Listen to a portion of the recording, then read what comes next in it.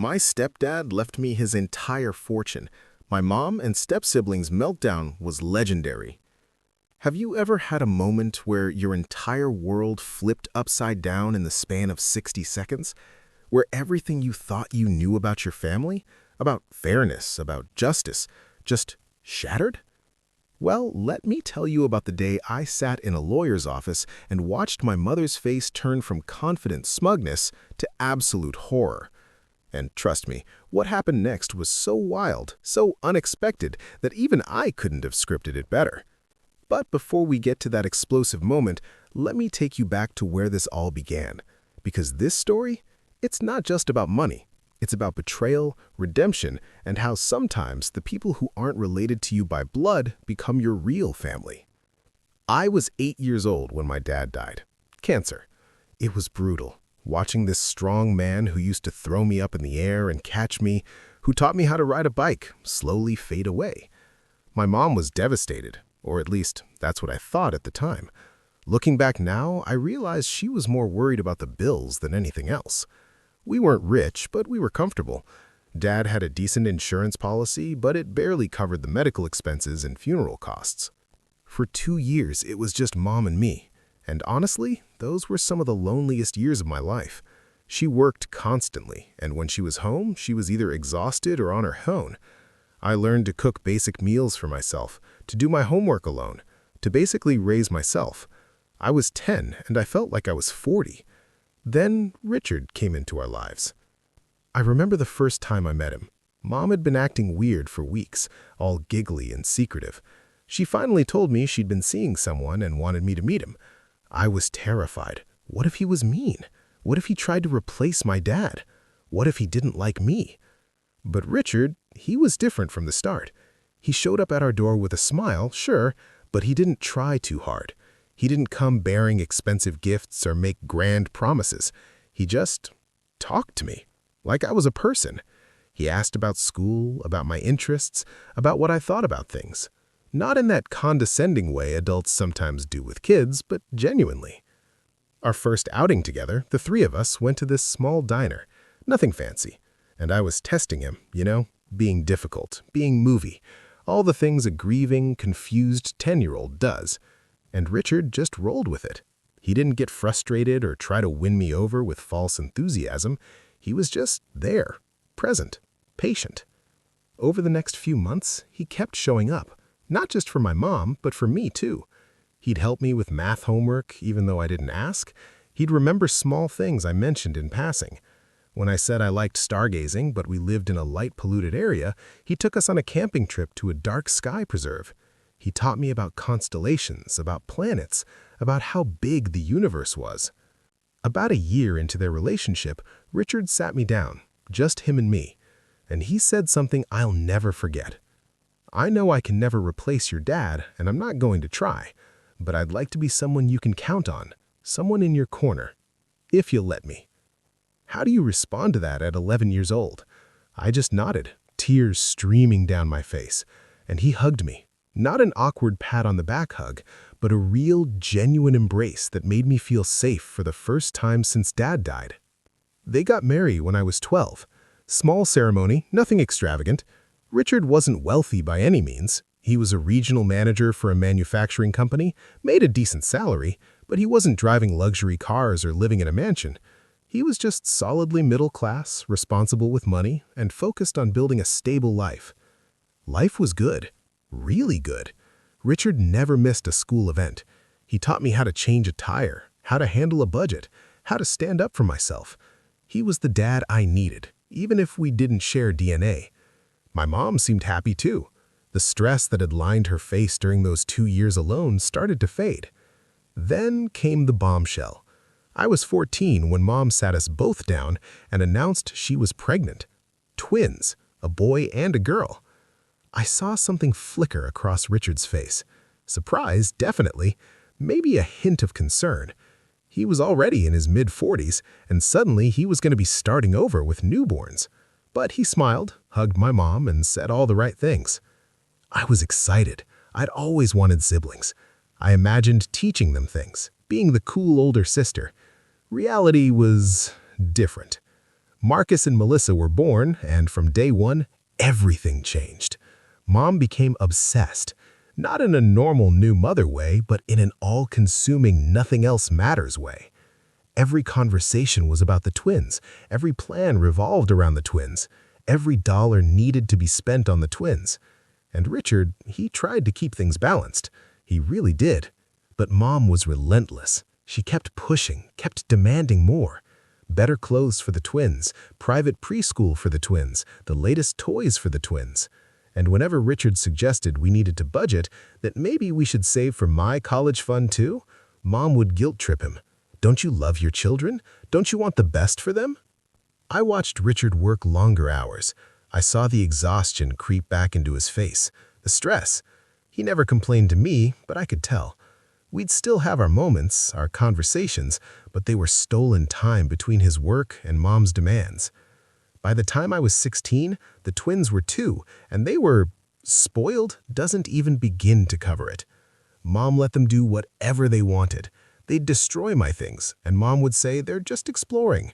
They'd scream and throw tantrums, and instead of discipline, Mom would shower them with more attention and treats.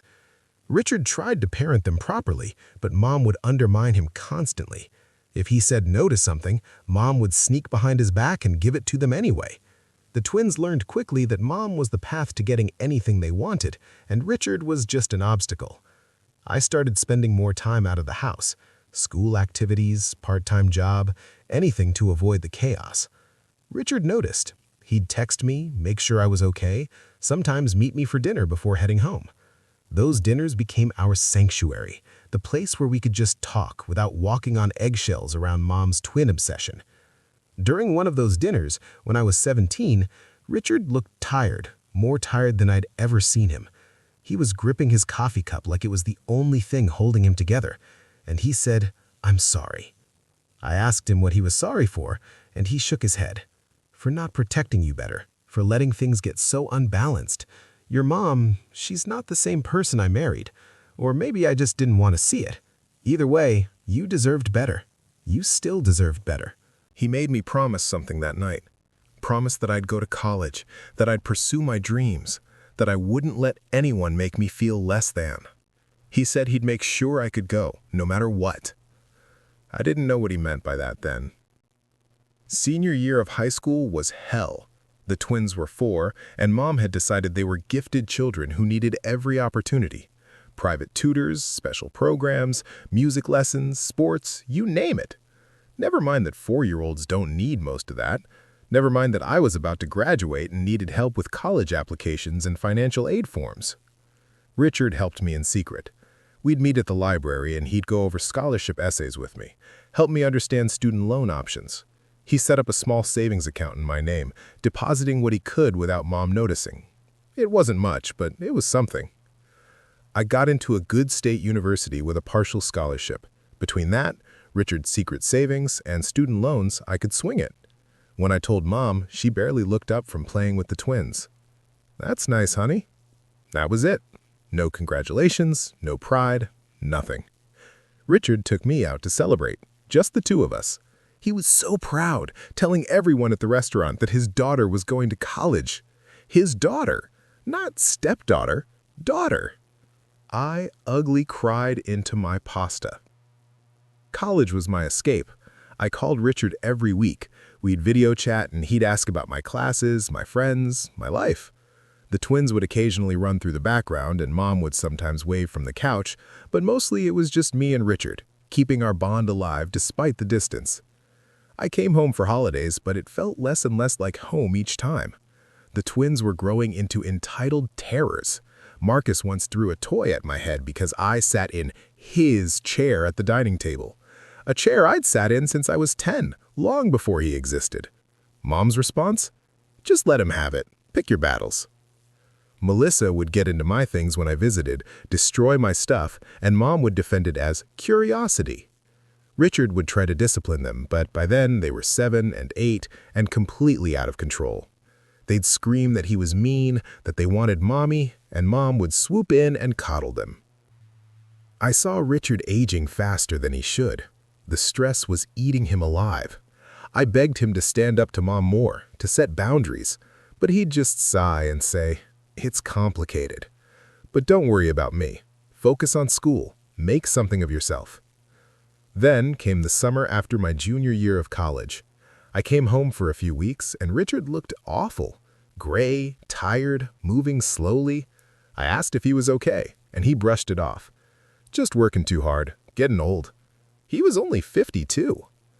2 weeks into my visit, Richard collapsed at work. Heart attack. A bad one.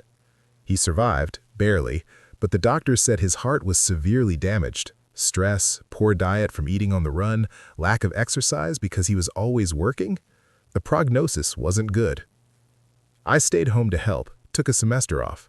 Richard needed care, and Mom was worried about how this affected her life, how she'd manage the twins' activities, how they'd afford everything on disability income. Never mind that her husband almost died. Richard and I had a lot of time together during his recovery. He couldn't work, so he was home, and we'd sit in the backyard and just talk about everything. Life, regrets, dreams, mistakes. He told me he wished he'd been stronger with Mom, that he'd let things slide to keep the peace, and it had cost him his health and, in some ways, his relationship with the twins. "They don't even really know me," he said one afternoon. "You're just the guy who says no and makes them follow rules. Your mom made sure of that. But you're the best thing I've done with my life. Being your dad, even if it's unofficial, that matters. That's what I'm proud of." I told him he was my dad, official or not, and that I loved him. We both cried. Over the next months, as Richard recovered, something shifted in him. He started documenting things. Financial records, emails, conversations. He became meticulous about paperwork. At the time, I didn't think much of it. I figured it was just him being cautious after a major health scare, making sure everything was in order. He also started making more decisions unilaterally. He sold some investments I didn't even know he had. He changed banks. He had meetings with lawyers. When Mom asked about it, he'd say it was just organizing things. She seemed satisfied with that, too focused on the twins to dig deeper. I went back to school for my senior year. Richard was stable, back to light work duties. We kept our weekly calls going.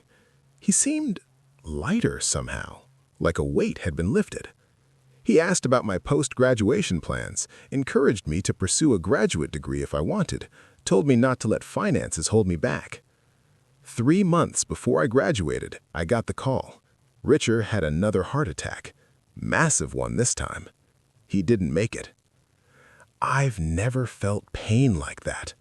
Losing my biological father was horrible, but I was 8. I didn't fully understand. But losing Richard at 22? Knowing I'd never talk to him again, never get his advice, never hear him say he was proud of me? It destroyed me. The funeral was surreal. Mom cried, but there was something performative about it. The twins, 11 years old by then, seemed more annoyed that they had to wear uncomfortable clothes and be quiet than sad. They barely knew their father, and whose fault was that? Extended family came, people I barely knew. Richard's siblings, cousins, old work friends. So many people shared stories about how kind he was, how generous, how he'd helped them in various ways. I realized there was so much about him I didn't know, so many people he'd touched. After the funeral, Mom immediately started talking about finances, insurance money, Richard's retirement accounts, selling the house maybe, downsizing. I was disgusted. The man wasn't even in the ground yet, and she was calculating her payout. Then came the reading of the will. Mom was confident. She assumed everything would go to her, as the spouse, standard stuff. The lawyer's office appointment was set for 2 weeks after the funeral. Mom brought the twins, which seemed weird to me, but she insisted they should be there. Family matter, she said. I almost didn't go. I was drowning in grief, and the thought of watching Mom collect Richard's assets while she pretended to care felt like torture. But something made me show up. Maybe it was respect for Richard. Maybe it was curiosity. Maybe it was fate. The lawyer's office was exactly what you'd picture. Wood paneling, heavy furniture, diplomas on the walls. The lawyer, Mr. Harrison, was maybe 60, gray hair, kind eyes. He expressed his condolences and asked us all to sit. Mom sat front and center, the twins on either side of her. I took a seat off to the side, just wanting this to be over. Mr. Harrison opened his briefcase and pulled out several folders. This is a bit unusual, but Mr. Thompson was very specific about his wishes and the execution of his will. He updated everything 6 months ago and was very clear about how things should proceed. Mom nodded, that fake sad smile on her face. Of course, Richard was always so organized. Mr. Harrison cleared his throat. Let me begin with the primary estate distribution. Mr. Thompson's assets include his life insurance policy, retirement accounts, investment portfolio, and personal property. The total value, after debts and taxes, is approximately $2.3 million. I nearly fell out of my chair. $2.3 million? How did Richard have that kind of money? We'd always lived modestly. He drove a 10-year-old sedan. We lived in a nice but not extravagant house. Where did this come from? Mom's eyes went wide, but then she smiled. That greedy smile I'd seen too many times when she talked about money. The twins just looked bored. Now, Mr. Harrison continued, pulling out the will, Mr. Thompson was very detailed in his final wishes. To my wife, Sarah Thompson, I leave the house and its contents, the joint savings account, and a one-time sum of $50,000 from my life insurance policy. Wait, what? Mom's smile faltered. To my biological children, Marcus and Melissa Thompson, I leave a trust fund of $100,000 each to be accessible when they reach age 25 with the following conditions. Mom interrupted. Wait, where's the rest? The retirement accounts? The investments? The rest of the insurance money? Mr. Harrison held up a hand. Please let me finish. The remaining assets, totaling approximately $1.9 million, are to be distributed as follows. To my daughter, and here is where my heart stopped, where the entire room held its breath. To my daughter, whom I officially adopted last year. I'm sorry, what? Adopted? When did... Through a private legal proceeding completed and finalized 8 months ago, making her legally my child in every sense, I leave the entirety of my remaining estate.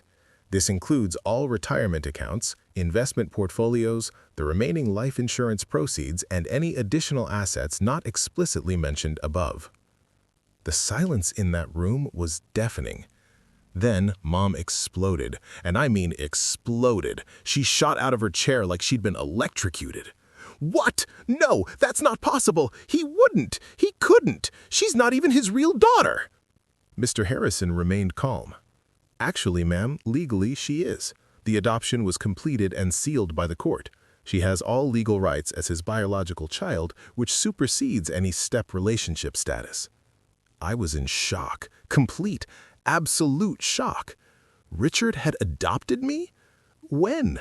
How did I not know? And he'd left me everything? Mom was screaming now. This is fraud. He was coerced. He wasn't in his right mind. She manipulated him. Ma'am, Mr. Harrison said firmly, Mr. Thompson was evaluated by 3 separate medical professionals before the adoption and the will update. He was of sound mind, body, and judgment. The adoption papers and will are airtight. Additionally, Mr. Thompson left a video statement and several letters explaining his decisions.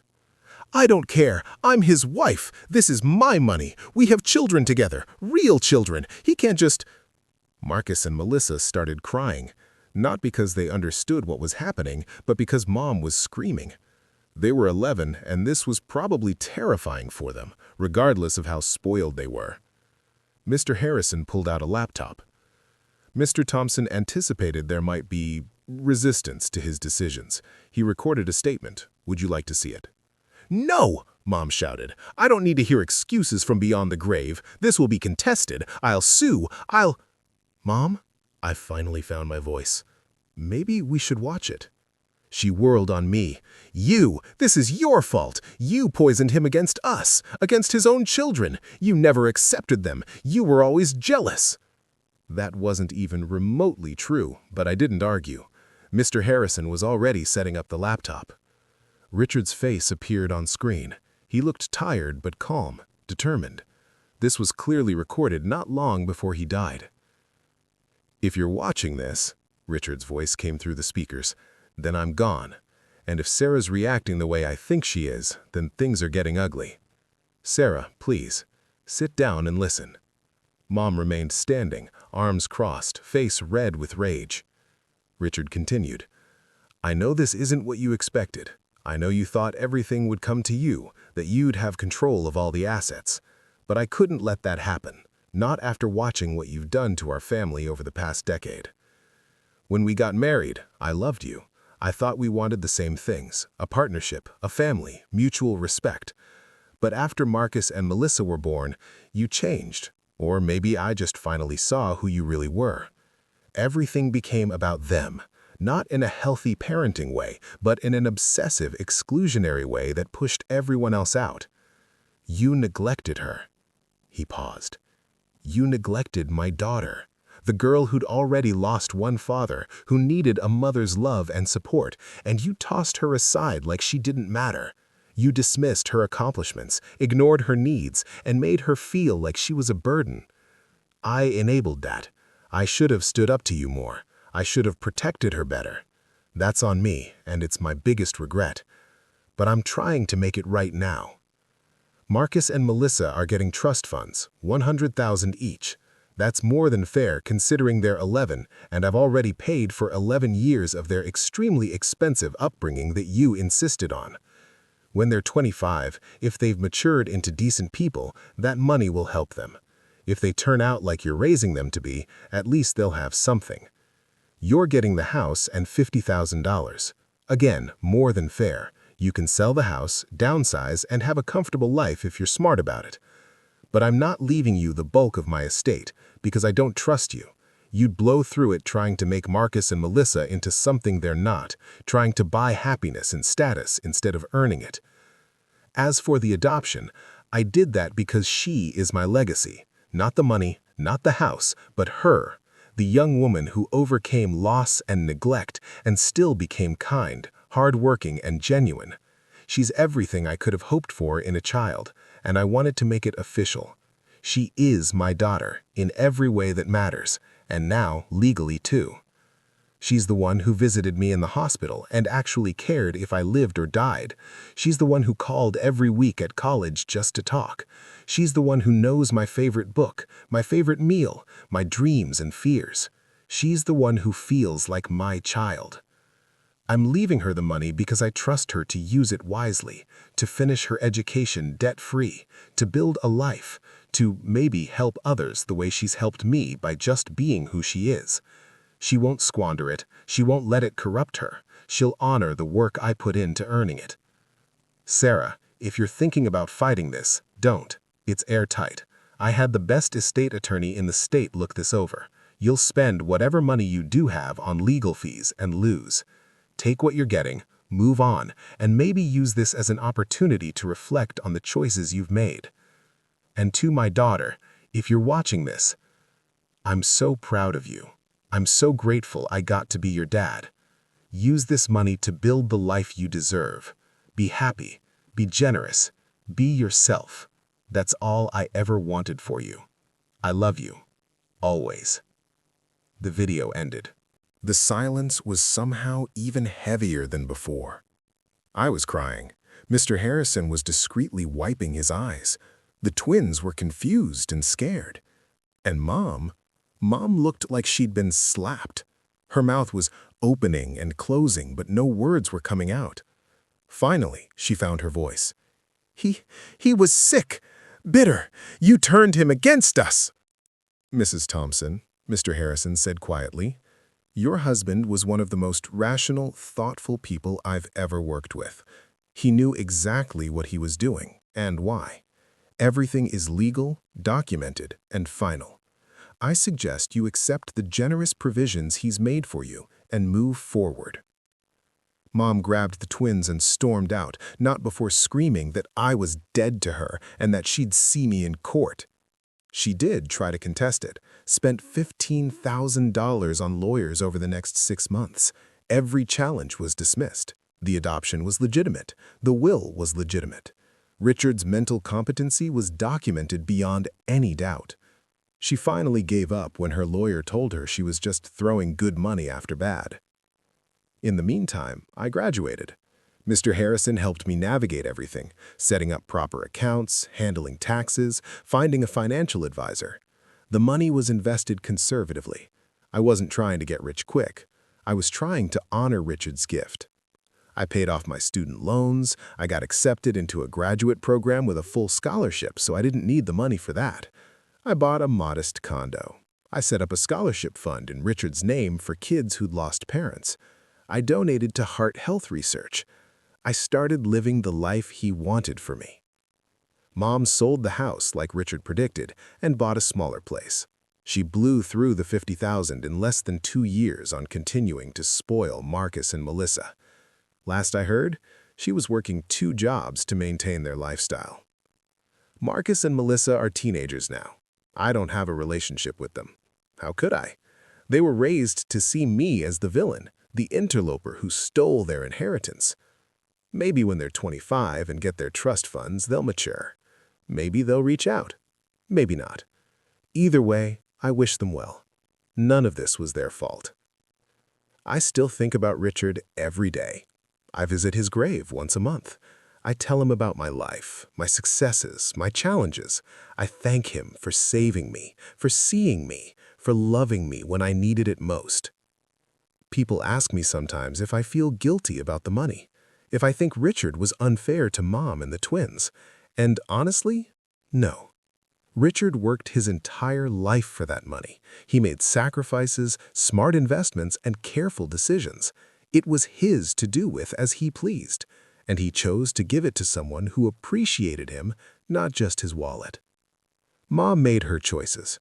She chose to obsess over the twins to the exclusion of everyone else. She chose to turn Richard into an ATM rather than a partner. She chose to neglect me and undermine him. Those were her choices. The consequences, those were just the natural result.